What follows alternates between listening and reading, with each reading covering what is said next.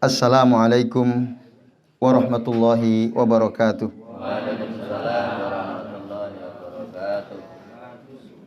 Alhamdulillahi rabbil alamin. Wabihi nasta'inu ala umuri dunya waddin. Wassalatu wassalamu ala asrafil anbiya'i wal mursalin.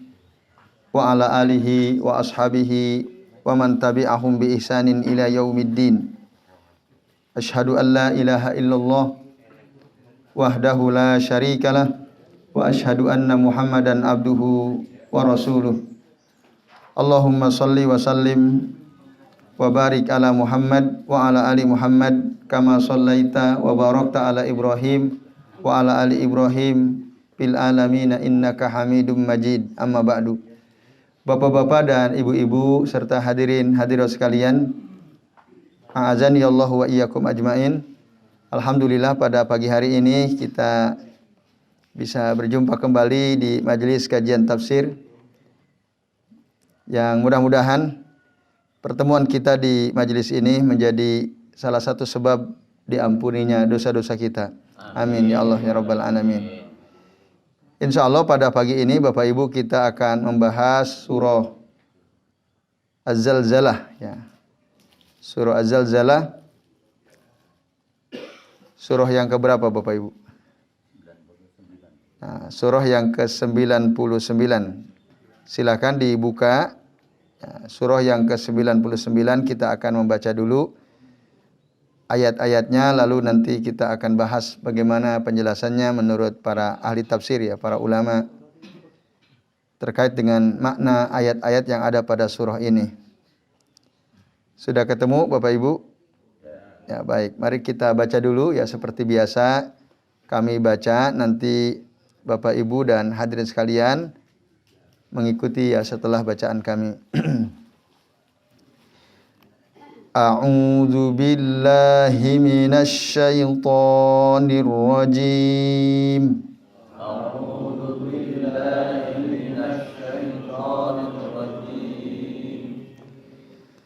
Bismillahirrahmanirrahim.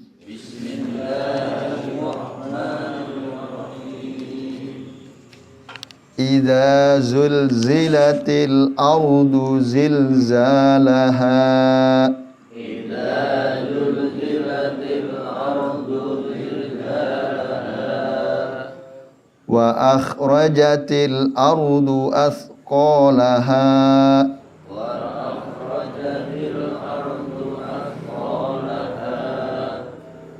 Wa qala al-insanu ma laha.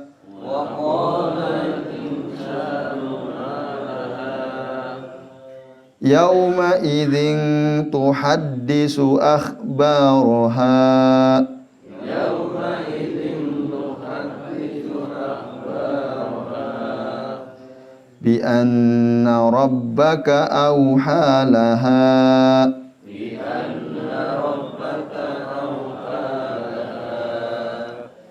Yauma idzin yasdurun nasu ashtatan liyuraw a'malahum. Yauma idzin yasdurun nasu ashtatan liyuraw a'malahum. Faman ya'mal misqala dzarratin khairan yarah. Wa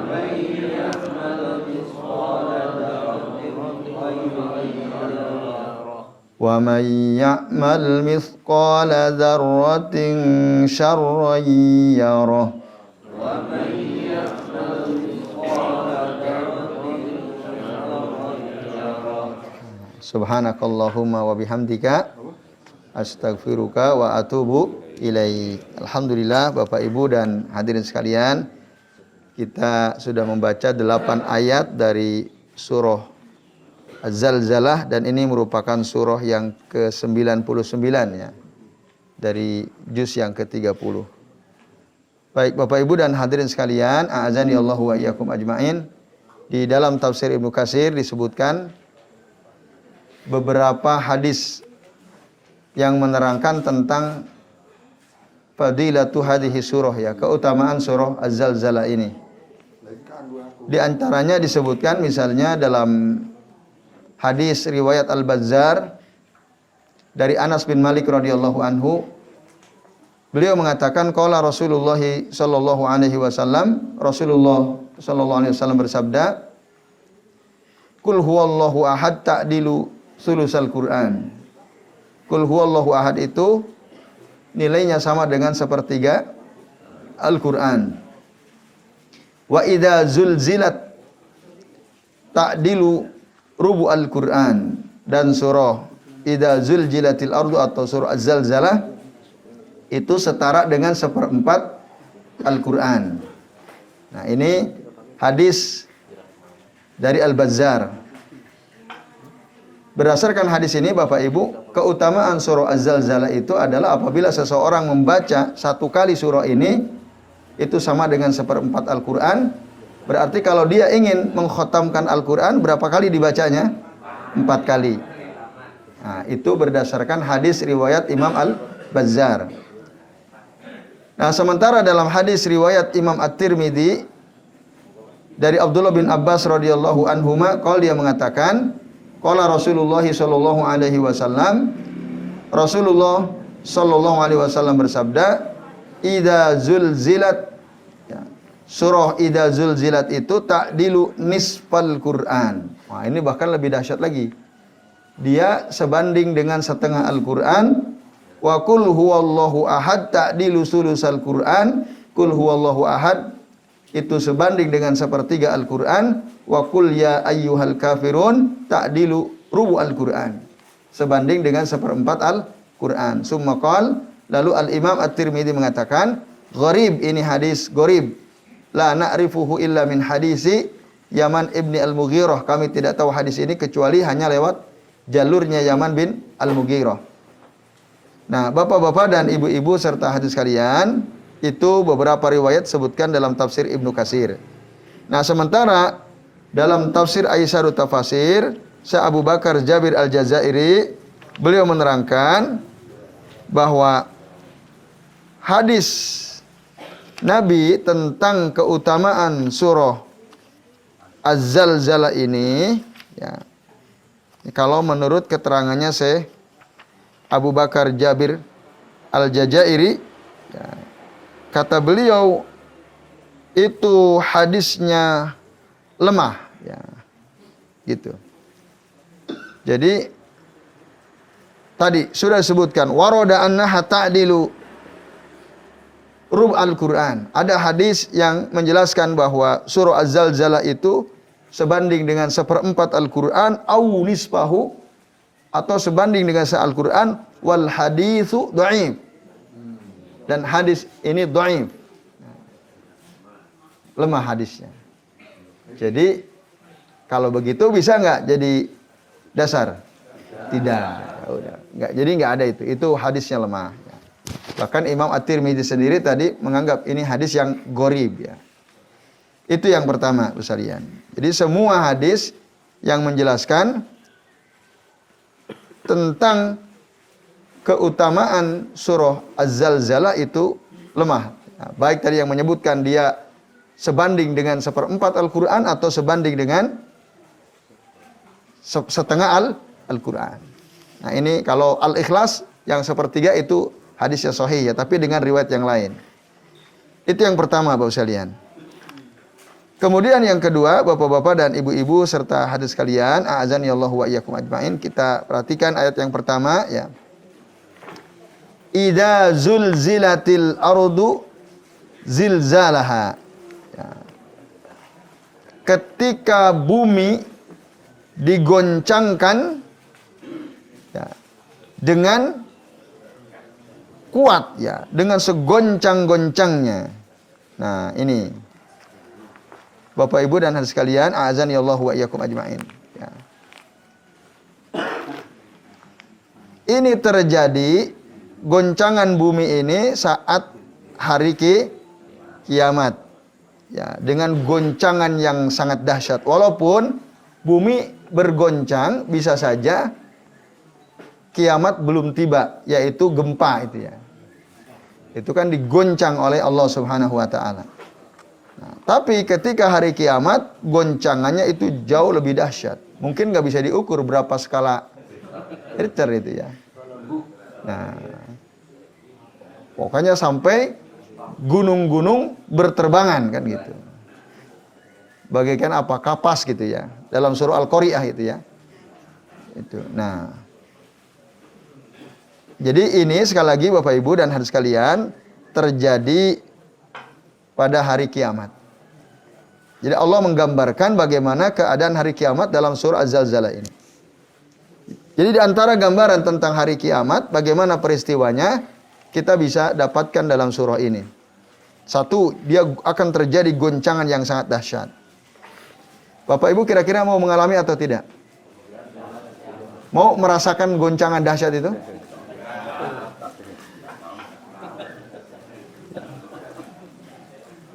Gak mau, jangan sampai. Karena apa? Seburuk-buruk manusia itu, inna min siraril khalq, kata Nabi SAW, sesungguhnya seburuk-buruk manusia itu, diantaranya apa? Ada dua. Dalam satu hadis yang sama disebutkan. Nah, yang pertama, manit takhoda al-maqabira masajida atau masjidan ya. Sesungguhnya seburuk-buruk makhluk itu adalah orang yang menjadikan kuburan sebagai masjid. Itu yang pertama. Yang kedua, man adrokahum ya. Man adrokathumus sa'ah, yaitu orang yang mendapatkan terjadi hari kiamat wahum ahya, dan waktu itu mereka hidup, masih hidup. Man adrokathumus sa'ah wahum ahya. Ketika terjadi hari kiamat, mereka masih hidup. Itulah seburuk-buruk makhluk, seburuk-buruk manusia. Nah ini Bapak sekalian, a'azani Allah wa iyyakum ajmain. Jadi kita berdoa semoga kita tidak melihat langsung, tidak menangi ketika terjadi goncangan hari kiamat itu. Itu seburuk-buruk orang. Nggak ada yang benar. Ya. Jadi mereka itu bahkan dalam hadis yang lain kata Nabi, yang menyebut nama Allah saja sudah nggak ada. Nggak ada. Allah itu udah nggak ada. Al-Quran Allah angkat mushafan wa sodran, baik secara mushaf maupun dari dada-dada orang-orang udah nggak ada orang hafal Quran, boro-boro hafal Quran. Ya, bilang Allah aja sudah nggak ada. Itu betul-betul orang paling buruk. Mereka itu hidupnya bagaikan binatang. Ya. Jadi ngeri. Ya. Sampai digambarkan dalam beberapa riwayat. Jadi betul-betul kayak hewan gitu. Hubungan suami istri di jalanan itu biasa. Itu seburuk-buruk keadaan. Nah sementara orang-orang beriman diwafatkan oleh Allah Ta'ala dengan angin. Nanti setelah Nabiullah Isa alaihissalam mengalahkan Dajjal, mengalahkan Ya'juj, Ma'juj. Nah nanti waktu itu keadaan tenang. Nanti orang-orang mukmin yang masih ada iman dalam hatinya akan terkena angin sepoi-sepoi, ketika kena angin mereka akan wafat. Nah, yang tersisa itu orang-orang buruk semua. Nah itu maka inna min siraril khalq man adrokathumus sa'ah wa hum ahya. Nah itu. Tapi yang pertama tadi penting juga. Ya, yang juga oleh Nabi disebut seburuk-buruk makhluk adalah siapa? Orang yang menjadikan kuburan sebagai masjid. Maksudnya gimana? Menjadikan kuburan sebagai masjid itu. Kuburan digunakan untuk iktikaf. Ada nggak? Ada orang iktikaf di masjid. Di kuburan. Harusnya iktikaf itu di masjid. Itu seburuk-buruk makhluk. Ada orang ya sholat di kuburan. Ada nggak? Ada. Sholat di kuburan. Bahkan lebih ngeri lagi, pernah tuh ada video tersebar, mereka sholat di tengah-tengah kuburan. Yang dari selatan menghadap ke kuburan berarti ke utara. Yang di utara kuburan menghadap ke selatan. Yang barat kuburan menghadap ke timur. Yang timur kuburan menghadap ke barat. Itu ada bapak-bapak, ibu-ibu. Wah, itu seburuk-buruk makhluk tuh. Itu ada. Terus apa lagi? Zikir di kuburan. Lah kok di kuburan zikir ngapain? Nah, kalau berdoa oke. Ini zikir. Ya. Kalimah-kalimah thayyibah di kuburan. Bapak Ibu, itu tempatnya di masjid. Maka ya Rasulullah SAW, beliau pernah bersabda, innama buniyal masajid li dzikrillahi walis shalah walit tilawatil Quran, dalam riwayat yang lain. Sesungguhnya masjid itu dibangun untuk berzikir kepada Allah, membaca Al-Quran, dan untuk sholat.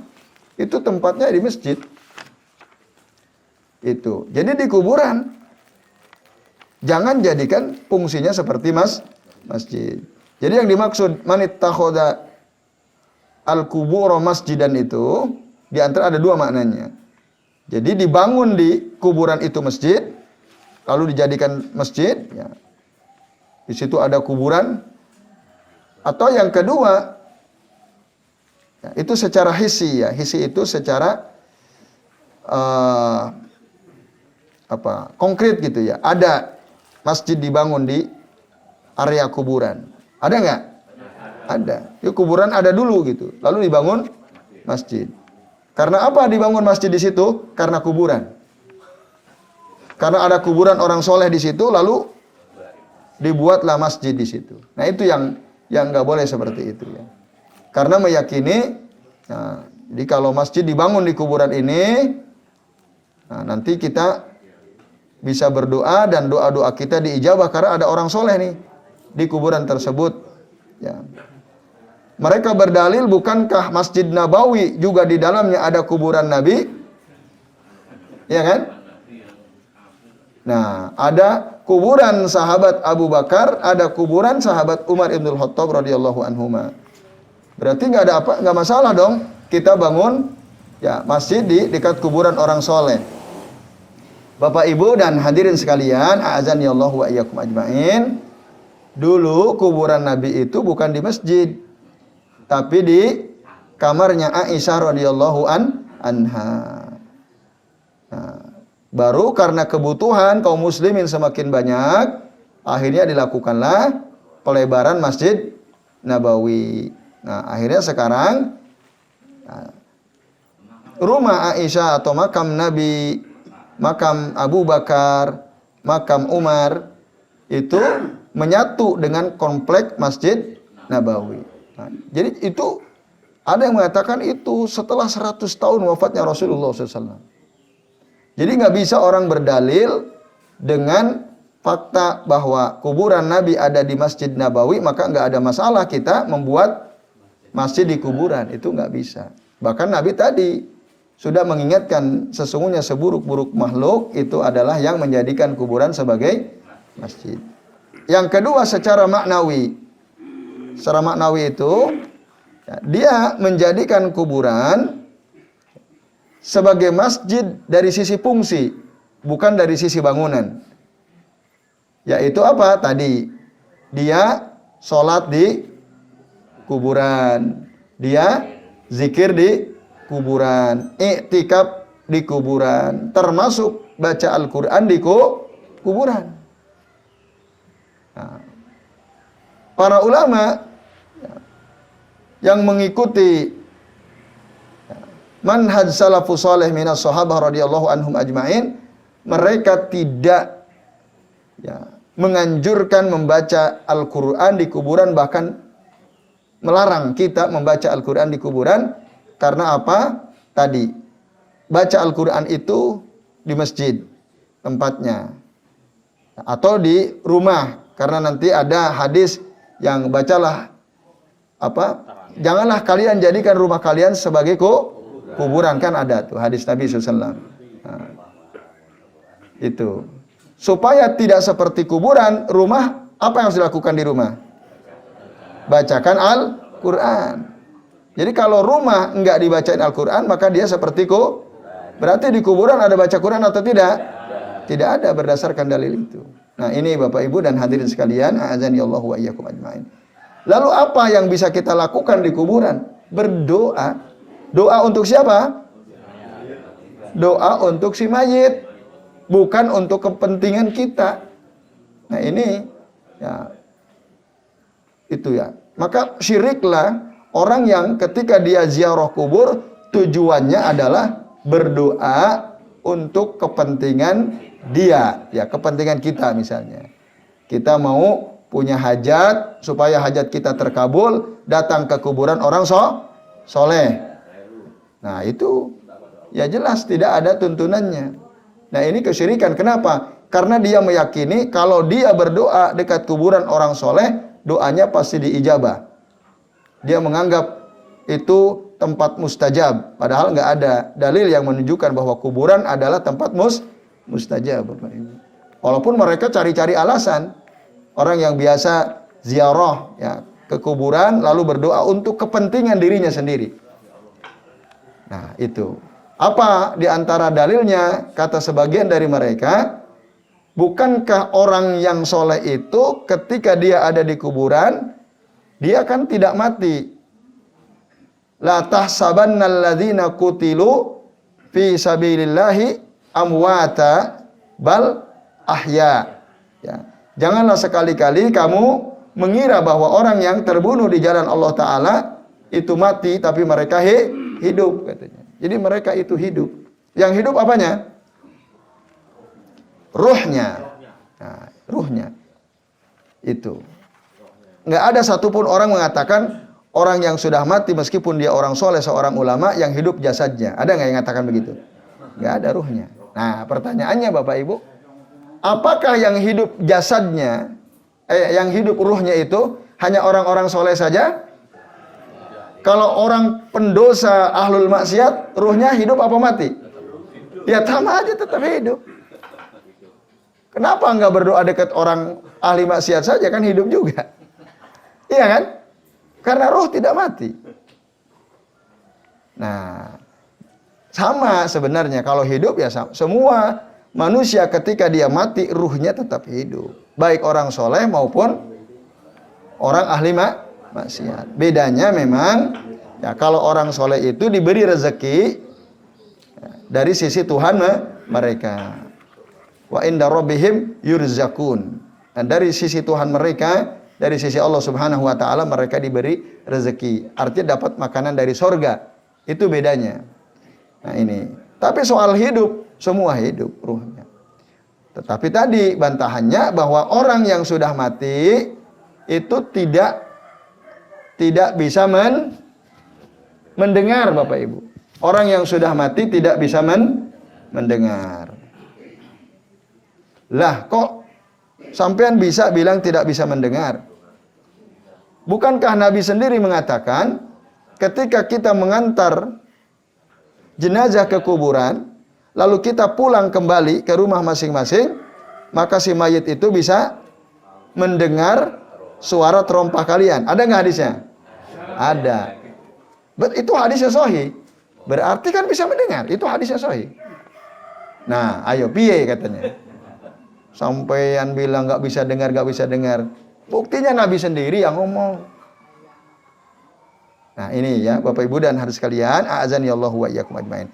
Tapi perlu diingat, kalau kita ya, menyampaikan dalil, kita juga harus tahu dalil yang lain. Nah, di dalam Al-Quran, sekalian, itu ada ya, 2 ayat yang menegaskan bahwa orang yang sudah mati itu tidak bisa mendengar. Silakan buka surah An-Naml ayat 80 atau surah Ar-Rum ayat 52, itu sama bunyinya. Ya, beda sedikit, bedanya di bagian depan tok. Surah apa? An-Naml ayat 80. Baik. Nah ini. Ar-Rum ayat 52. Nah, ini sekali Bapak Ibu dan hadirin sekalian. Ya. Ayat 52 surah Ar-Rum. Sudah ketemu? Coba baca Bapak Ibu, perhatikan ya. Surah apa nih yang Bapak Ibu dapatkan? Ar-Rum atau An-Naml? An-Naml ya, kita lihat An-Naml. Qala Allahu azza wa jalla. Allah azza wa jalla berfirman, "A'udzu billahi minasyaitonir rajim. Innaka la tusmi'u al-mauta wa la tusmi'u as-summa ad-du'a idza wallau mudbirin." Nah, apa Pak artinya? Sesungguhnya kamu tidak bisa menjadikan orang-orang yang mati mendengar, dan tidak pula bisa menjadikan orang-orang tuli mendengar panggilan apabila mereka telah berpaling membelakang. Apabila orang-orang tuli sudah berpaling membelakangi kita. Kita panggil bisa dengar nggak? Orang tuli. Tadi ngomong sama kita pakai bahasa isyarat gitu ya. Terus habis itu dia berpaling. Kita panggil. Pulan, bisa? Enggak. Nah, orang mati juga begitu. Tidak mungkin bisa dibuat mendengar. Dua ayat ini menegaskan bahwa orang mati itu tidak bisa mendengar. Maka kelirulah kalau ada orang meyakini jika kita berdoa di kuburan, kita punya hajat apa, nanti hajat kita akan didengar oleh si orang soleh yang ada di kuburan itu, lalu disampaikan kepada Allah Subhanahu wa Ta'ala. Katanya begitu. Enggak bisa dengar. Gitu. Apalagi ada orang menyamakan Allah, mengumpamakan Allah dengan raja. Kita ini kan banyak dosa, banyak salah. Kalau kita berdoa langsung sendiri kepada Allah, ya karena banyak dosa nggak diterima. Maka kita pakai wasilah. Apa wasilahnya? Perantaranya orang soleh yang sudah mati. Kan gitu. Maka berdoalah di dekat kuburan orang soleh, biar nanti yang menyampaikan doa kita kepada Allah itu orang soleh. Nah, ini nggak benar. Lah emang kalau kita berdoa dekat kuburan orang soleh, seandainya kita ini banyak dosa, Allah dengar nggak suara kita? Allah dengar nggak doa yang ada dalam hati kita? Ya tahu. Ya, kalau bahasa ininya, lah ketika orang soleh, ya Allah seandainya ini benar ya, tapi kan nggak bisa, ini nggak benar. Ya Allah, ini ada permintaan sipulan-sipulan yang minta orang soleh. Lalu sipulan ngerasa kalau orang soleh yang menyampaikan ke Allah, Allah terima. Ini bahasa anekdotnya. Lah aku kan tahu yang doa itu bukan kamu, dia ahlul maksiat, ngapain diterima, kan gitu kira-kira. Nah, emangnya orang soleh yang didengar. Nah, itu Bob. Tapi ini nggak benar tadi ya. Ini anekdot saja. Artinya apa? Nggak bisa begitu. Jadi orang yang sudah mati itu nggak bisa dengar. Lah, tadi dalam hadis dengar. Nah, para ulama menjelaskan mendengarnya si mayit itu ada dua. Ya, ada ya mendengar dalam arti pasif, ya, atau dalam istilahnya para ulama namanya as-sam'u al-idraki, mendengar cuman nggak bisa ngapa-ngapain, gitu. Yang kedua as-sam'u ya al-istijabati wal intifa, mendengar bisa jawab dan bisa mengambil manfaat dari apa yang disampaikan oleh orang hidup itu. Nah, ini yang nggak mungkin. Mendengar lalu dia bisa menjawab dan bisa mengambil manfaat. Ini yang tidak mungkin. Maka kalau kita mentalkin orang yang udah dikubur, ngapain ditalkin? Kamu nanti kalau ditanya man rabbuka, kamu jawab Allahu Rabbi. Ada nggak? Mbah kaum mentalkin orang yang sudah dikubur. Ada ya? Itu layan Pak, tidak bermanfaat. Ya ditalkin itu saat dia masih hidup, sedang sakaratul maut. Itu kebalik-balik tuh misalnya. Nah, itu nggak bisa. Nah, oleh karenanya tadi ya, kalau kita mohon kepada Allah berdoa, ya jangan di kuburan, di rumah, di masjid atau di mana saja, jangan di kuburan. Dengan keyakinan bahwa kalau saya berdoa di sini, itu akan diijabah doanya. Enggak. Nah, itu sama dia menjadikan kuburan itu seperti Nah, ini seburuk-buruk makhluk. kata Nabi SAW. Nabi yang mengatakan Rasulullah SAW. Nah, ini Bapak Ibu dan jamaah sekalian, jamaah Kisabuh, Imogiri Timur nih ya. Nah, ini jamaah Kisabuh. Apa Kisabuh itu? Kajian Islam Ahad Subuh. Nah, Imogiri ya. Baik Bapak Ibu dan sekalian, azani Allah wa iyyakum ajmain itu. Semoga kata itu terdengar tadi ya. Nah, baik Bapak Ibu dan hadirin sekalian, azani Allah wa iyyakum ajmain. Tadi ya, jadi seburuk-buruk makhluk yang menyaksikan, yang kedua yang menyaksikan langsung hari kiamat.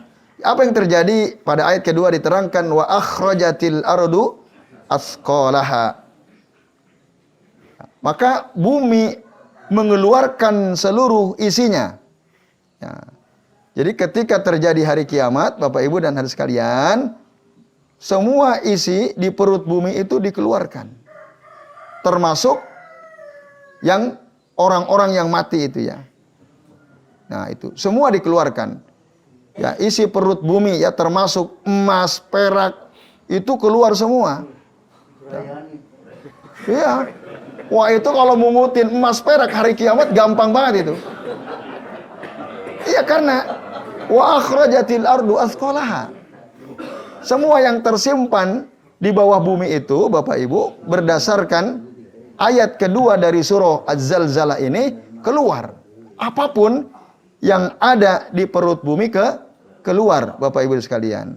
Nah, maka disebutkan di dalam hadis Nabi ya sallallahu alaihi wasallam ya. Nabi SAW mengatakan ketika bumi tulkil ardu aflaza kabidiha amsalil ustuwani minaz zahabi wal fiddah ya. Ketika bumi mengeluarkan seluruh apa yang ada di dalam perutnya ya seperti emas, perak, maka patajiul qatilu, orang yang ketika di dunia dia membunuh orang karena apa? Untuk merampok ya emas, perak gitu. Fayaqulu, lalu dia berkata fi hadza ya, dia bilang fi hadza qataltu, karena emas perak ini aku membunuh dulu. Artinya waktu itu emas perak sudah enggak ada harganya. Enggak ada harganya. Semua orang kan ketakutan. Lihat emas perak banyak itu enggak ada manfaatnya. Apakah gara-gara ini dulu aku membunuh, kata dia. Nah, kemudian wa yaji'ul qati'u fayaqulu fi hadza qata'tu rahimi. Lalu orang yang memutus tali silaturahim gara-gara rebutan warisan, iya kan? Enggak kebagian harta, emas enggak kebagian. Lalu akhirnya putus. Kakak adik enggak nyambung lagi sudah gara-gara rebutan warisan. Lalu akhirnya mereka menyesal. Ya fayaqulu fi hadza qata'tu rahimi. Aduh ya Allah, apakah gara-gara ini aku dulu memutus tali silaturahim? Ya. Wa yaji'u sariqu, lalu datanglah pencuri yang dulu suka mencuri. Fayaqul, dia berkata, fi hadza qata'tu yadi, ya, au quti'at yadi. Apakah karena ini dulu sehingga tanganku ini dipotong ya, yang diterapkan had kepada dia ya. Summa yada'unahu. Akhirnya mereka meninggalkan emas-emas perak itu. Ditinggalkan oleh mereka semua untuk menyelamatkan dirinya. Wala ya'khuduna minhu syai'an, tidak mengambil sedikit pun dari emas perak yang gampang banget itu. Karena sudah tidak ada harganya. Nah, ini Bapak Ibu dan hadirin sekalian, a'azanillahu wa iyyakum ajmain. Jadi semua yang ada di perut bumi, membebani bumi, dikandung oleh bumi, dikeluarkan semua. Ketika terjadi goncangan itu pada hari kiamat ini ya. Jadi waktu itu harta itu nggak ada harganya. Ya, melihat bongkahan-bongkahan emas itu nggak ada nih nilainya. Kalau sekarang boro-boro bongkahan emas ya. Lihat cincin emas di jalan aja, ya ambil, wah ini lumayan kan gitu. Bahkan nggak begitu pun mencuri dan seterusnya. Baik, itu Bos sekalian. Wa qala al-insanu malaha. Lalu waktu terjadi goncangan itu, orang-orang bilang, kenapa ini? Ada apa ini? Kenapa bumi bergoncang? Mereka ketakutan sambil bertanya-tanya. Bapak Ibu, kata para ulama tafsir, ini terjadi hanya pada orang-orang kafir. Kaget. Karena apa? Mereka tidak meyakini akan adanya hari kiamat. Makanya mereka bingung. Kalau orang mukmin, ini min aqidatihim. Bagian daripada akidah orang mukmin, mereka yakin, percaya kelak nanti akan ada hari kiamat. Maka nggak ada yang bertanya, ada apa ini? Nggak ada. Jadi yang maksud al-insan dalam ayat ketiga surah Az-Zalzalah ini adalah orang-orang kafir. Yang akidahnya nggak benar itu ya. Itu. Yauma idin tuhaddisu akhbaroha. Pada hari itu, bumi akan menceritakan semua apa yang terjadi di atasnya. Nah, jadi dan ini tentu kekuasaan Allah Subhanahu wa taala, bumi akan cerita kepada Allah taala. Terjadi ini dan itu, si fulan ya, Pak Nur dulu ya Allah, ketika dia masih hidup, dia melakukan ini. Itu bumi menjadi saksi atas semua apa yang kita kerjakan. Bapak Ibu dan hadirin sekalian, a'azani Allah wa iyyakum ajmain. Nah, maka ada sebagian ulama mengatakan berdasarkan hadis ini, perbanyaklah melakukan amal soleh di setiap bumi yang kita pijak. Itu. Ya, karena nanti akan menjadi saksi. Ini bumi yang kita duduki sekarang di sini, kelak nanti di hadapan Allah akan menjadi saksi. Ya Rob, Pak Pulan, Bu Pulan, dulu sering duduk di sini, di atasku. Mereka, nah di rumah joglo ini, ya, di Kisabu, ya. Mempelajari ayat-ayatmu, mempelajari sunnah-sunnah Rasulmu ya Rabb. Wah itu. Jadi akan memberi kesaksian. Maka termasuk Bapak Ibu, ada sebagian ulama mengatakan, berdasarkan ayat ini, kalau kita mau sholat, setelah sholat fardu, pindah tempat. Pindah tempat. Yang terbaik sih ke rumah. Ya kan? Karena Nabi mengatakan, afdolu sholatikum fi buyutikum illal maktubah. Seutama-utama sholat kalian itu di rumah kalian kecuali yang wajib. Tapi kalau enggak, ya dari masjid, kalau di masjid masih tetap di situ, pindah tempat. Nah itu ya. Karena apa? Bumi akan bercerita kepada Allah tentang semua apa yang terjadi ya. Kok bisa bumi cerita? Bi anna rabbaka auha laha. Karena Tuhanmu memberikan wahyu kepada bumi, menyuruh bumi untuk menceritakan hal itu semua. Nah ini Bapak Ibu dan hadirin sekalian, a'azani Allah wa iyyakum ajmain. Jadi emang atas perintah Allah, bumi cerita. Bahkan bukan hanya bumi yang bisa ngomong. Ya. Tangan kita bisa ngomong, kaki bisa ngomong, ya. Iya. Yang untuk ngomong malah dikunci, ya. Karena bisa bohong ya. Nah, kulit bisa bicara. Nah, ini pesalian. Jadi itu mudah bagi Allah. Ya, Allah mampu menjadikan sesuatu yang menurut kita nggak bisa ngomong, bisa ngomong. Nah, kalau bulan bisa ngomong, terus? tentu tidak akan bohong. Iya. Jadi menurut dia kalau bulan bisa ngomong ya. Ya, baik Pak Salian ya. Jadi intinya kalau kembali tadi kepada beberapa ayat yang lain bahwasanya memang Allah mampu ya. Dan tentu Allah Maha Kuasa ya, menjadikan segala sesuatu bisa berbicara. Kemudian Bapak Ibu dan hadirin sekalian, ya. Yauma idzi yasdurun nasu ashtata. Pada hari itu ketika bumi digoncangkan, manusia itu apa? Semua keluar dari kuburannya, ya. Berkelompok. Ada kelompok apa? Ya, ahlul maksiyah. Ada kelompok ahlut to'ah. Itu secara garis besar itu. Nanti mungkin ada kelompok ahlus sodakoh, ada kelompok ahlus solah ya, ada kelompok ahlus siam barangkali ya kalau dirinci. Tapi secara garis besar, jadi ada kelompok min ahli to'ah, ada kelompok min ahlil maksiyah. Itu. Jadi mereka keluar berkelompok. Ya. Terpisah-pisah itu ya, sesuai dengan kelompoknya masing-masing. Untuk apa? Nah, Untuk liyurau a'malahum, untuk diperlihatkan kepada mereka amal-amal mereka. Itu sekalian.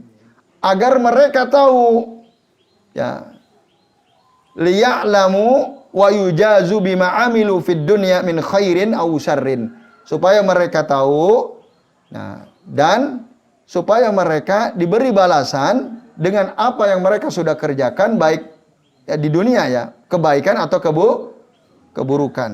Itu nanti kita akan diperlihatkan oleh Allah Ta'ala amalan masing-masing, ya, sesuai dengan amal kita masing-masing. Wasalian azani Allahu wa iyyakum ajmain. Bahkan tidak ada yang tersembunyi, ya, sekecil apapun. Nah, itu nanti di bagian akhir ayat ini dijelaskan, kita bisa melihat amalan tersebut. Nah, ini Bapak Ibu dan hadirin sekalian.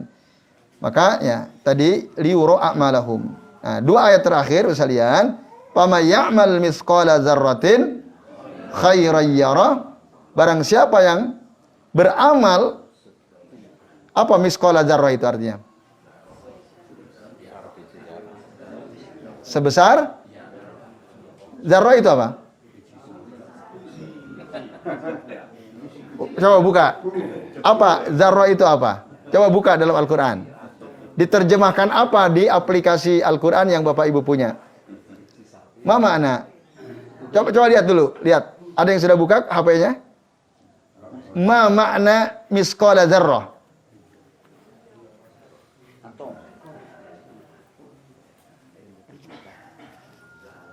Diterjemahkan apa bahasa kalian? Kalau di aplikasi yang saya punya ini diterjemahkan seberat zarrah. Di bapak-bapak, ibu-ibu, ada yang buka nggak HP-nya? Apa? Artinya apa, Pak? Hanya zarrah kan? Hanya zarrah. Nah, dulu sampai sekarang Bapak Ibu kenalnya apa zarrah itu? Biji sawi, ya? Ah, itu nggak benar itu. Ya. Apa, Pak?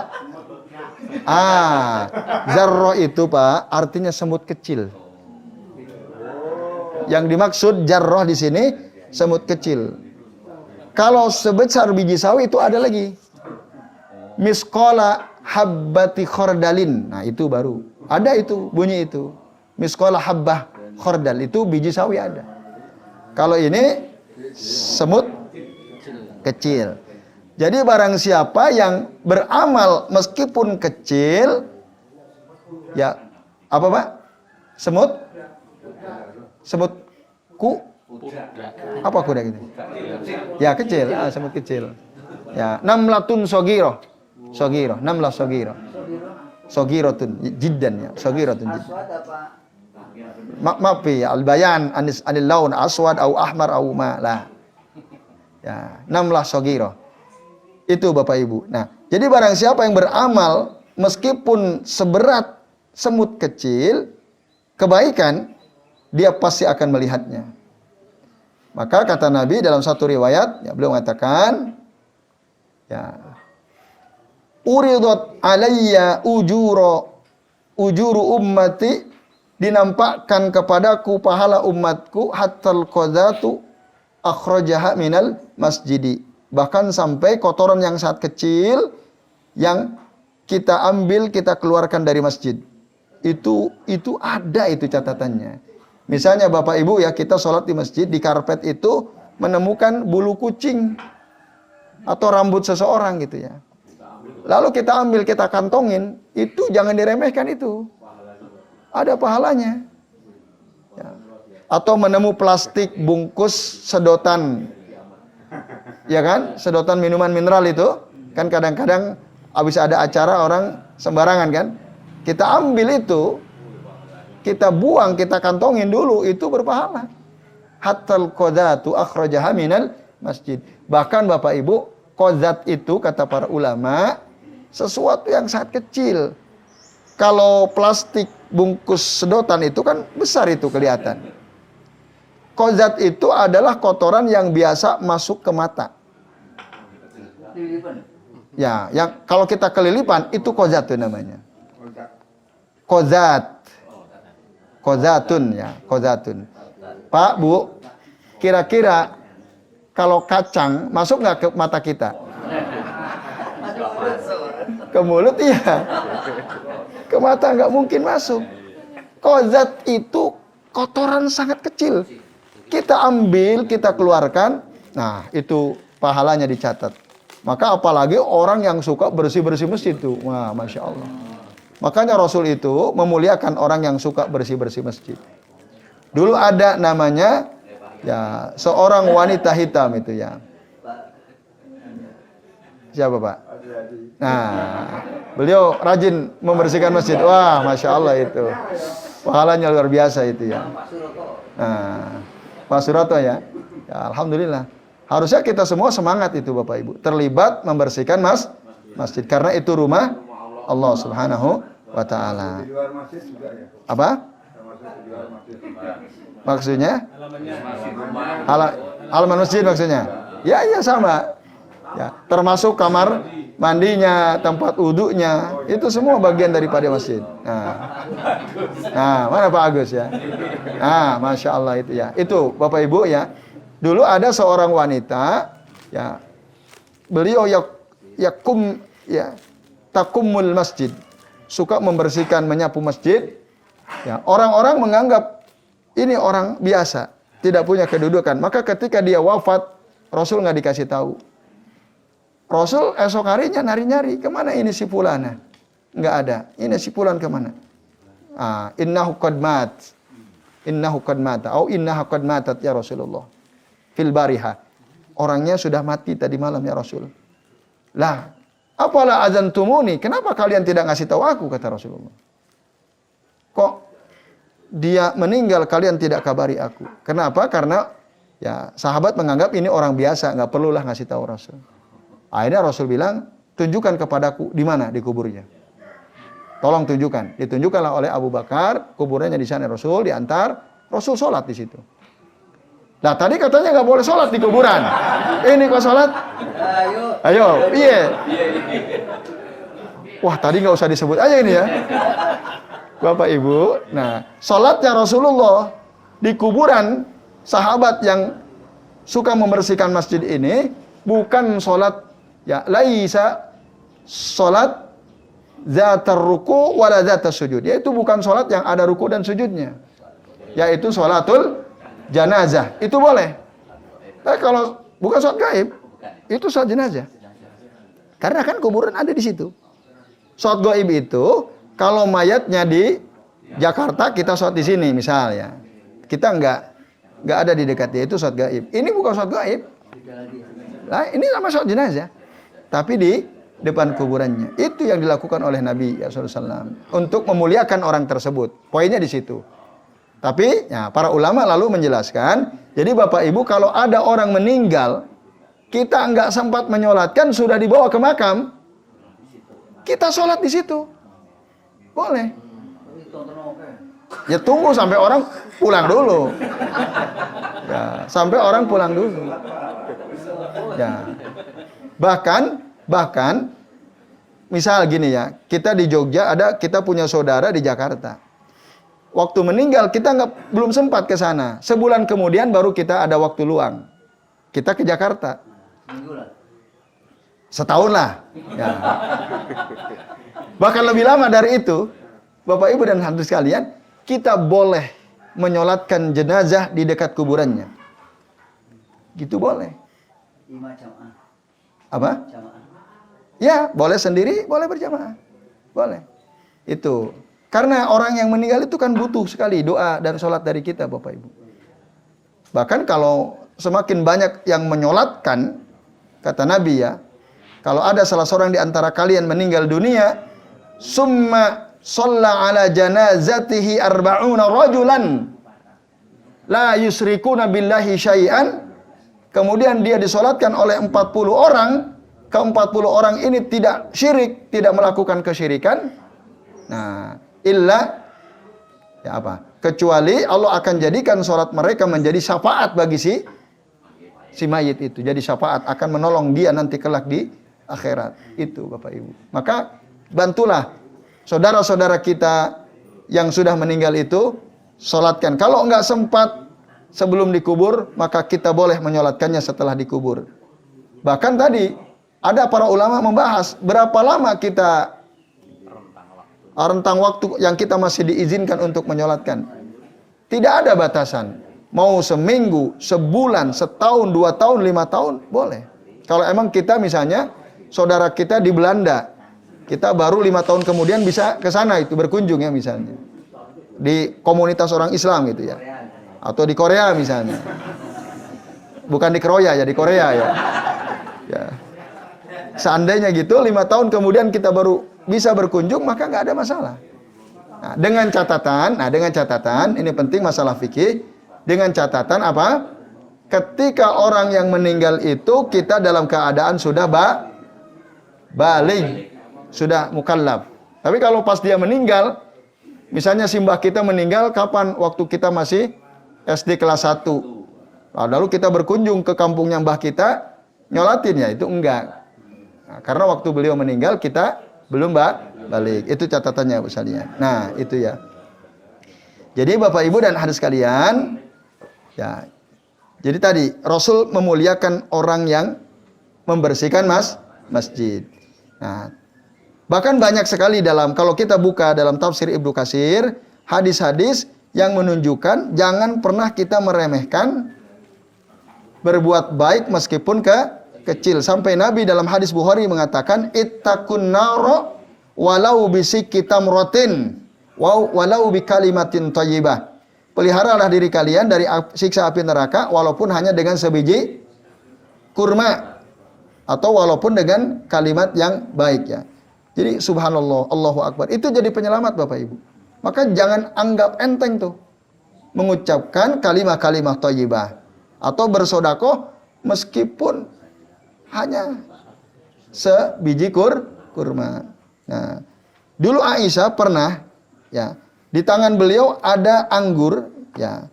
Lalu kemudian ada orang peminta-minta datang ya kepada Aisyah radhiyallahu anha untuk minta makanan. Nah, lalu kata Aisyah, ya ambil. Ya, jadi Aisyah menyuruh salah seorang ambilkan dia beberapa biji anggur itu. Lah apakah ini ada pahalanya? Ada tadi. Bahkan tadi Nabi mengatakan walaupun dengan sebiji kurma. Nah, ini Bapak Ibu dan hadirin sekalian, a'adzanillahu wa iyyakum ajmain. Nah, pun begitu dengan kejelekan itu juga akan dilihat. Wa may ya'mal mithqala dzarratin syarran yarah. Barang siapa yang beramal ya, keburukan meskipun seberat semut kecil, dia pasti akan melihatnya. Nah, maka Abu Sa'id Al-Khudri radhiyallahu anhu pernah bertanya kepada Rasul, "Ya Rasulullah, inni la ra'a amali, apakah aku pasti melihat amalku?" Qala na'am. Iya, kamu pasti melihat amalmu. Qultu tilkal kibar. Apakah kalau dosa itu besar juga akan lihat besar? Na'am, kata Rasul. Iya. Qultu as-sigor. Lalu aku bertanya lagi, kalau itu kecil, ya kecil akan terlihat juga. Qala na'am, kata Rasul. Iya. Qultu ya wa askulu ummi, ya celakalah aku. Itu ungkapan ya orang Arab biasanya kalau mereka merasa ini sakilat ka umuku, makna asalnya ibumu kehilanganmu, itu makna asalnya. Tapi itu maksudnya ya kalimat yang fungsinya untuk mencela diri sendiri ya, atau celaan. Nah, lalu ketika Abu Sa'id Al-Khudri mengucapkan itu, kata Nabi apa? Absyir ya Aba Sa'id, bergembiralah wahai Aba Sa'id, fa innal hasanah bi asri amsalihha. Sesungguhnya kebaikan itu akan dilipat gandakan jadi 10 kali lipat, bahkan yakni ila sab'ati mi'ati di'fin wa yudha'ifu Allahu liman yasha. Bahkan akan dilipat gandakan menjadi 700 kali lipat. Bahkan Allah akan melipat gandakan bagi orang yang dikehendaki. Wasayyi'atu bimisliha, sementara keburukan ya itu akan diganjar sesuai dengan keburukan, tidak dilipat gandakan. Au ya'fullahu, atau bahkan Allah akan mengampuni. Nah, jadi jangan putus asa. Pokoknya perbanyak kebaikan. Kalau keburukan tetap akan diganjar, tapi beristighfarlah ya. Lalu Rasul bilang, la yanjua ahadun minkum bi amalihi. Tidak ada seorang pun dari kalian yang akan selamat dengan amalnya. Nah tapi ini keterangan dari Bapak Ibu ya. Jadi kita ini nggak akan ada yang selamat dengan amalnya. Qultu wala anta ya Rasulullah, kata Abu Sa'id. Termasuk juga engkau ya Rasulullah, qala wala ana. Iya, termasuk juga saya, kata Rasul. Illa an yataghammadani Allahu minhu birahmah. Melainkan karena Allah sudah meliputi aku dengan kasih sayangnya. Nah, itu yang menyebabkan kalau Rasul dijamin pasti masuk surga. Nah, Bapak Ibu dan hadirin sekalian, a'azani Allah wa iyyakum ajmain. Jadi itulah beberapa dalil yang berkaitan dengan ayat terakhir dari surah Az-Zalzalah ini. Jadi lakukanlah terus kebaikan sekecil apapun, jangan dianggap remeh.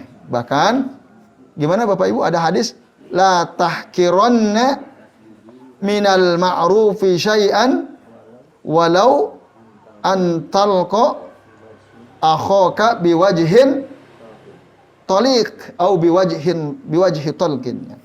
Janganlah sekali-kali kamu meremehkan kebaikan sekecil apapun, meskipun hanya sekedar ketika kamu bertemu dengan saudaramu dengan wajah ceria. Itu kebaikan Bapak Ibu. Ketemu siapapun, meskipun hutangnya banyak, tetap senyum ya. Itu kebaikan itu. Jangan ditunjukkan kalau kita punya hutang banyak gitu ya. Supaya orang tetap senang ketemu kita. Nah itu. Kalau bisa tetap senyum juga. Ya, baik Bapak sekalian, itu dia ya beberapa keterangan dari hadis Nabi SAW. Nah, kesimpulannya Bapak Ibu, di antara kesimpulan penting dalam hadis ini, dari ayat ini, surah ini adalah apa? Nah, dalam tafsir Aisyarut Tafasir, Syekh Abu Bakar Jabir Al-Jazairi mengatakan, nah, surah ini menjelaskan tentang pentingnya akidah, keyakinan akan adanya hari kebangkitan dan hari pembalasan. Yang kedua, ayat ini menjelaskan akan terjadi nanti bumi ini hancur, ya, langit pecah terbelah, yaitu hari kiamat. Yang ketiga, ayat surah ini menjelaskan apa? Bahwa benda-benda mati kelak nanti bisa bicara, ya, karena kemahakuasaan Allah Subhanahu wa taala. Oleh karenanya, ya, kita harus betul-betul beribadah hanya kepada Allah, menyembah Allah karena Allah yang Maha Kuasa. Dan yang ketiga, keempat, sekalian, azan ya Allah wa iyyakum ajmain. Ya, orang kafir itu seluruh amal kebaikannya di akhirat tidak ada manfaatnya. Tidak ada manfaatnya sama sekali. Tapi mereka akan mendapatkan manfaatnya di dunia. Ya, misalnya apa? Dia berbuat baik sama orang, rajin beramal, donasi gitu ya. Ya, dia akan mendapatkan, mungkin dia dihormati oleh orang-orang, disukai oleh orang-orang. Hanya itu nanti. Di akhirat udah nggak dapat apa-apa. Nah, sementara orang mukmin, ya, ketika dia berbuat baik atau berbuat buruk, maka keburukannya Allah akan, ya, berikan di dunia, ya. Yujizi'u bi sayyi'ati fid dunya wa yuddakharu lahu salihu amalihi lil akhirah. Sementara amal-amal solehnya sebagian Allah simpan untuk, ya, selain juga Allah tentu berikan kebaikan di dunia, juga nanti akan Allah simpan, dijadikan tabungan untuk dia nanti kelak di akhirat. Itu orang mukmin ya. Orang kafir dia tidak ada manfaatnya sedikit pun kebaikan yang mereka lakukan. Dan yang terakhir, yang keenam, ya, bahwa berbuat baik sekecil apapun itu pasti akan dirasakan, pun begitu dengan keburukan. Maka tadi ittaqun naro, jagalah atau pelihara diri kalian dari siksa api neraka walau bisik kita merotin, meskipun dengan sebuah kurma. Artinya, ya, ngasih orang itu walaupun kecil tetap lakukannya. Jadi jangan sampai ketika ada orang minta-minta, waduh saya nggak punya uang ya, padahal emang orang-orang nggak punya gitu ya, padahal ada 1000 gitu, itu jangan anggap remeh, udah kasihin aja, kecil jumlahnya tapi itu adalah kebaikan. Baik Bapak Ibu, ini yang bisa kita bahas. Alhamdulillah selesai ya penjelasan surah Az-Zalzalah. Selebihnya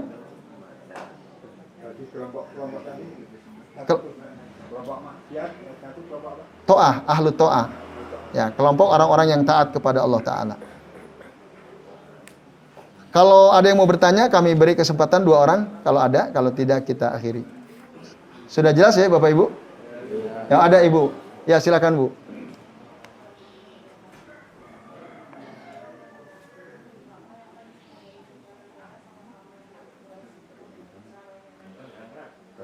Kurang keras Bu, maaf saya belum bisa mendengar.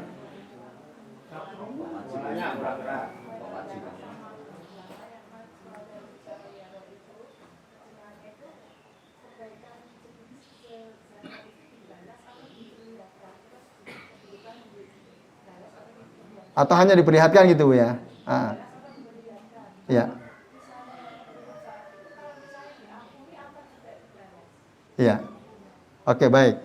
Ya, Bapak Ibu bagus nih pertanyaannya. Jadi atau baik, saya simpan dulu Bu ya supaya nanti yang lain. Monggo Pak. Ya. Pertanyaan berikutnya. Waalaikumsalam warahmatullahi wabarakatuh. Kemarin pas COVID itu kan biasanya kan Ya. langsung menuju ke makam. Heeh. Tapi sebelum dikubur itu kan akhirnya mayatnya kan di ambulan. Ya. Di luar ambulan disolatkan. Kita yang menyolatkan di luar ambulan, ya. Kan tidak dikeluarkan Ya. katanya, tapi tetap di dalam ambulan. Ya. Itu dibolehkan. Ya. Pertama.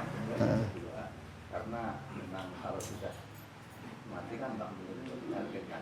Tapi kalau sudah dalam keadaan kafaratul maut itu kan ditargetkan. Ya. Ada seorang ustaz juga mengatakan bahwa orang menaikkan itu kalau mayatnya itu dia sudah bisa mengatakan la ilaha illallah, itu nggak usah diulang-ulang selama mayat tadi tidak berubah. Akhirnya setelah la ilaha illallah kemudian anak saya yang kedua di mana? Nah itu perlu ditarikin lagi. Apakah seperti itu? Jadi tidak harus berulang-ulang terus kalau sudah mengucapkan la ilaha illallah. Seperti itu. Ya. Baik, terima kasih Pak. Baik Bu, yang pertama Ibu tadi ya.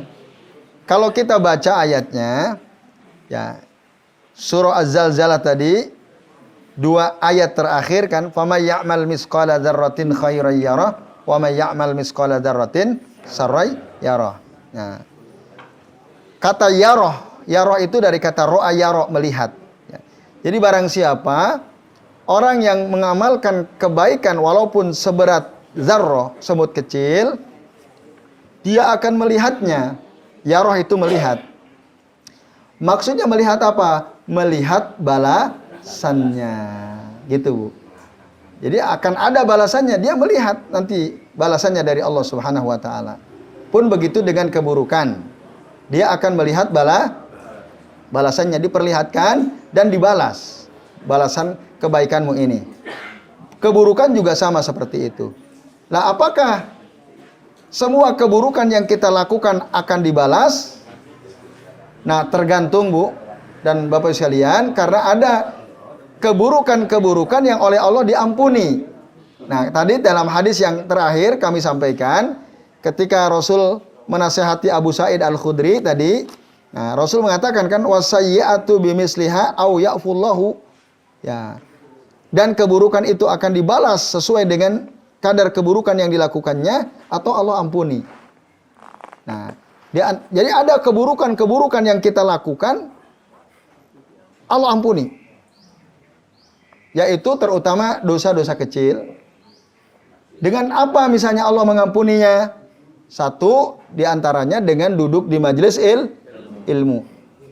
Nah, itu nanti akan diampuni. Jadi penggugur dosa-dosa. Bahkan nanti di dalam satu riwayat katakan orang yang hadir keluar dari rumahnya di pagi atau sore hari, nah, untuk apa? La yuridu illa an yata'allama khairan aw yu'allimahu.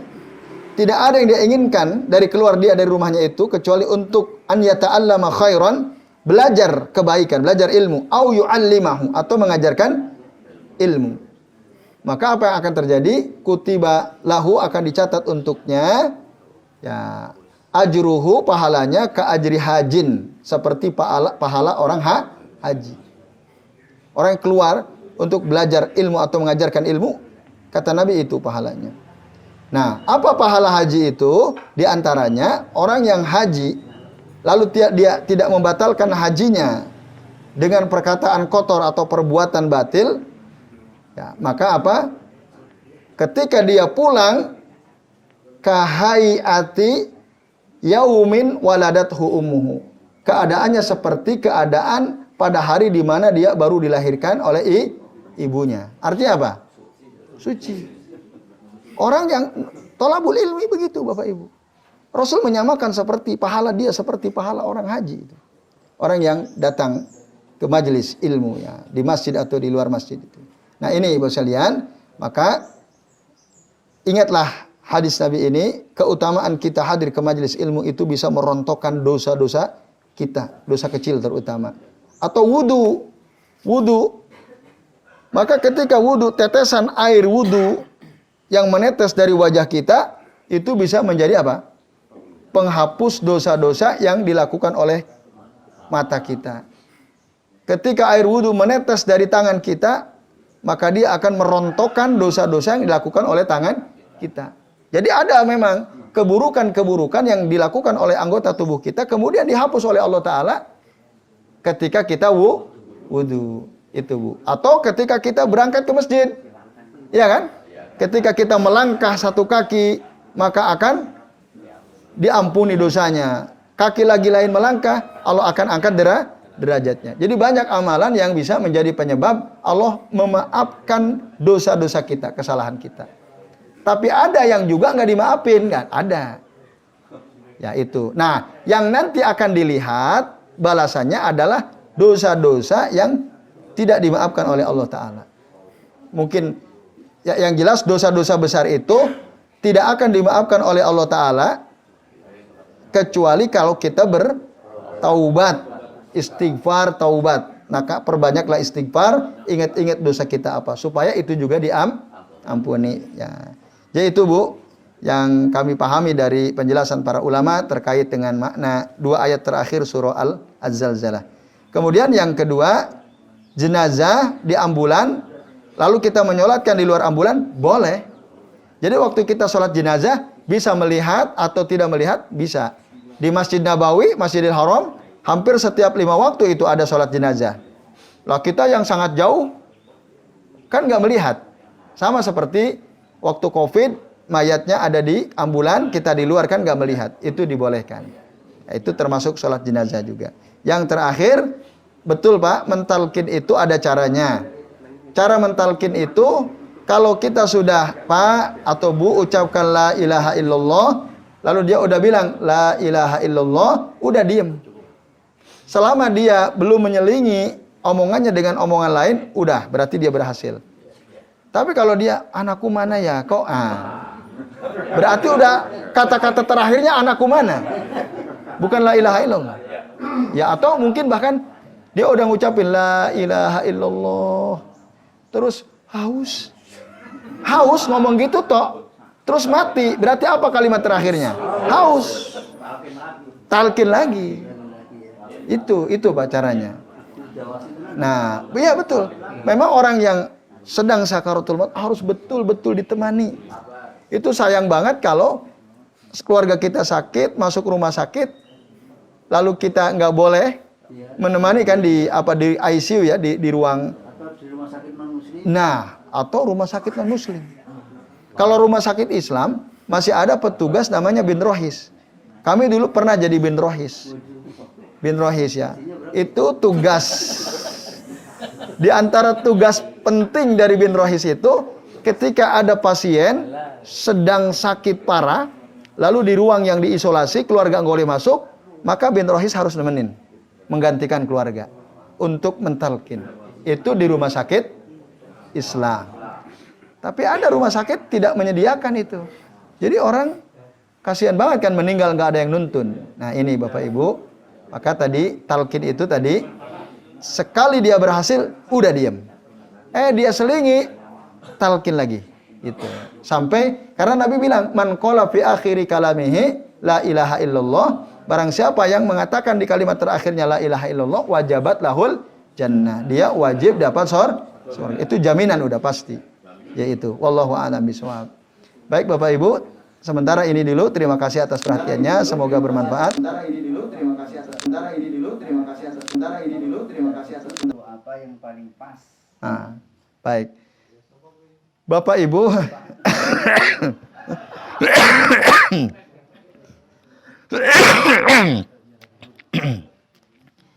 Lalu apa doa yang bisa kita baca waktu ziarah kubur? Kan gitu. Tadi kan kita udah terangkan apa yang nggak boleh kan? Yang boleh dan dianjurkan adalah mendoakan mereka. Dengan doa apa? Doa yang biasa kita baca dalam sholat itu bisa. Allahumma gfirlahu warhamhu wa'afihi wa'afu anhu wa akrim nuzulahu wa wasi' madkhalahu. Nah, dan seterusnya.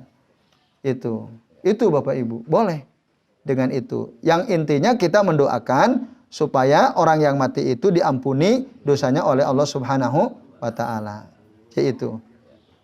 Itu jelas deh? Nah, itu. Dan jangan lupa ucapkan salam dulu. Assalamualaikum ya ahlad diyar minal mu'minin wal mu'minat. Inna insyaallah bikum lahikun nas'alullahu lana walakumul afiyah. Nah, itu diantaranya, masih ada yang lain nanti ya. Itu salam dulu baru kemudian doakan. Nah, boleh sambil duduk? Boleh. Boleh sambil diri? Boleh. Duduk sambil berdiri sama saja. Angkat tangan, doakan. Ya, karena itu dulu pernah dilakukan oleh Nabi SAW. Setelah selesai mendoakan, ya sudah, pulang. Gitu. Kalau mau bersihkan rumput, ya silahkan. Ya, itu yang masyru' yang disyariatkan. Jadi bukan, ya Allah, ini saya mau usaha, udah bertahun-tahun kok gagal terus ya Rob. Nah, Mbah tolong sampaikan kepada Allah Mbah gitu. Ini saya mau usaha. Nah, itu nggak begitu. Ya, jelas ya. Nah, ada nggak yang kayak gitu? Ada itu. Nah, maka tinggalkan itu kesyirikan ya sekalian. Baik, Bapak Ibu, demikian mari kita akhiri dengan membaca doa kafaratul majlis. Subhanakallahumma wa bihamdika asyhadu an la ilaha illa anta astaghfiruka wa atubu ilaik. Mohon maaf bila ada kesalahan. Wassallallahu ala Muhammadin wa ala alihi wa sahbihi wa baraka wa sallama alaihim ajmain. Billahi taufiq wal hidayah. Wassalamualaikum warahmatullahi wabarakatuh.